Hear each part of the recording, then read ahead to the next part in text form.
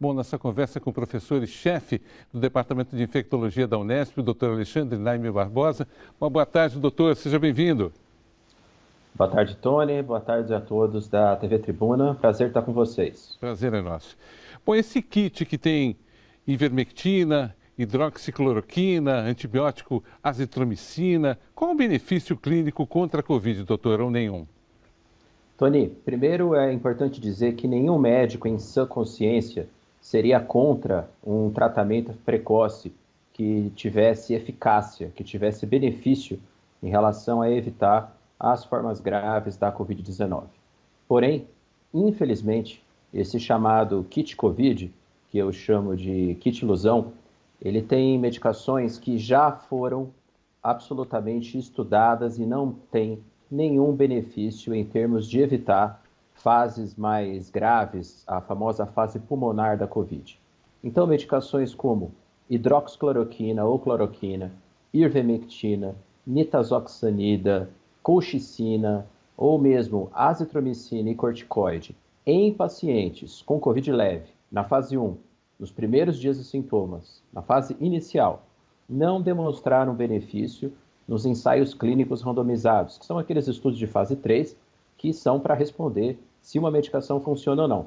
Portanto, usar ou não usar essas medicações não vai alterar o curso clínico, a história natural da doença, podendo levar, em alguns casos, a problemas de toxicidade, que são os efeitos colaterais, mas também a problemas relacionados, inclusive, como piora da carga viral, aumento da carga viral, quando o corticoide é utilizado na fase errada, na fase inicial. Doutor, o senhor fala de kit ilusão por quê? A pessoa fica iludida pensando que não, agora eu estou fortalecido, não vou pegar Covid, é isso? Seria esse o termo ilusão aí que o senhor usa? Na verdade, ao fazer uso de uma medicação que pretensamente irá beneficiar o indivíduo que já está com Covid, ele vai deixar de seguir as recomendações e principalmente o monitoramento, né? Então, como é que, na verdade, se faz o segmento de um paciente nos primeiros dias com uma Covid leve? É com o monitoramento clínico, o acompanhamento médico diário, quer seja por visitas domiciliares ou por telemedicina, que é uma forma bastante segura e bastante ágil nos dias de hoje, você acompanhar o desenvolvimento da doença. Porque, Tony, em 90% dos casos, a Covid é uma doença autolimitada, uma doença benigna, que não necessita de internação, não precisa de oxigênio. Então, a grande maioria dos casos vai melhorar com cloroquina, ivermectina, com suco de beterraba, com tubaína, com qualquer coisa, porque faz parte da história natural da doença. Mas é lógico que nos primeiros dias de sintoma, a gente também precisa ficar alerta se esse paciente não vai seguir o outro caminho, que são os 10%. E como se faz isso? É com esse monitoramento clínico, medindo a temperatura diariamente, 3, 4 vezes por dia, e usando um aparelhinho que salva vidas, que é o tal do oxímetro.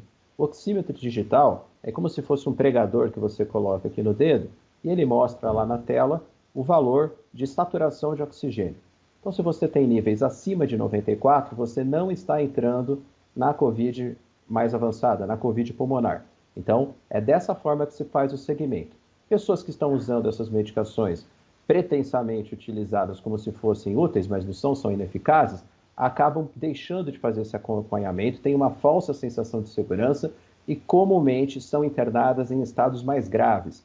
Então é super comum aqui nas nossas UTIs, vocês devem ter a mesma experiência, pacientes fazendo uso de quilos de ivermectina, hidroxicloroquina, sem nenhuma eficácia e ainda por cima achando que estavam se cuidando usando essas medicações.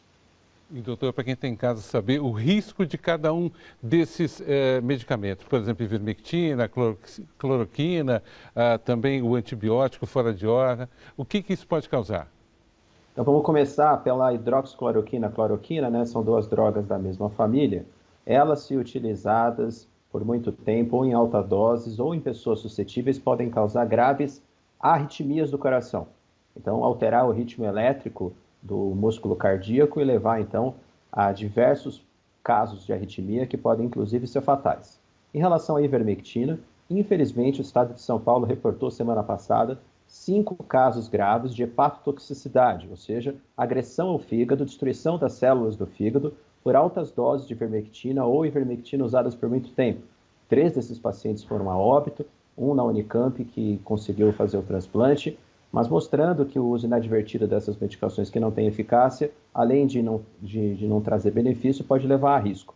Em relação aos antibióticos, usar a azitromicina sem que exista uma necessidade, tem gente que precisa, são aqueles pacientes que estão na fase pulmonar, que precisam ser internados. Pode levar, então, em casos de pessoas que têm a Covid leve, a resistência antimicrobiana. No futuro, quando você precisar tratar uma infecção urinária ou mesmo uma pneumonia, aquele antibiótico pode não funcionar mais. E por último, que na minha opinião é o mais perigoso, o uso do corticoide na fase errada. O corticoide é um potente anti-inflamatório utilizado para pacientes com Covid pulmonar, aquela Covid que precisa ser hospitalizada, aqueles 10% que eu citei, e que vai fazer uma remoção, que vai enxugar o pulmão daquela inflamação naqueles 10% de pacientes que evoluíram para a forma mais avançada. Mas, se utilizado nas fases iniciais, paradoxalmente, de forma contrária, vai piorar a doença, porque vai aumentar a carga viral na nasofaringe do indivíduo. Então, o indivíduo transmite mais e potencialmente até pode ter formas mais graves. Então, esses são os riscos de fazer um tratamento que não tem eficácia científica comprovada.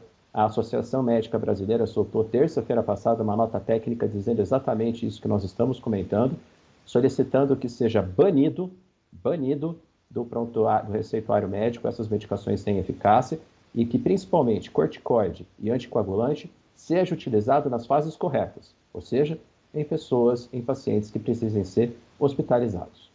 Doutor Alexandre Naime Barbosa, agradeço muito sua presença aqui e seus esclarecimentos. Uma ótima tarde. Eu que agradeço o convite aí, Tony. Um grande abraço para todo mundo da Baixada Santista, da TV Tribuna. Muito obrigado.